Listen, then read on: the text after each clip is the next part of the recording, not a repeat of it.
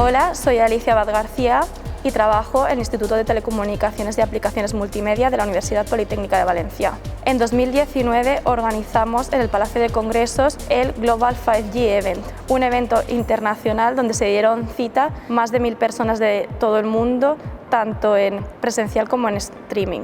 Durante este congreso se realizaron diversas demostraciones en vivo de la tecnología 5G, como fueron la primera llamada holográfica, el brazo robótico, automoción y realidad inmersiva.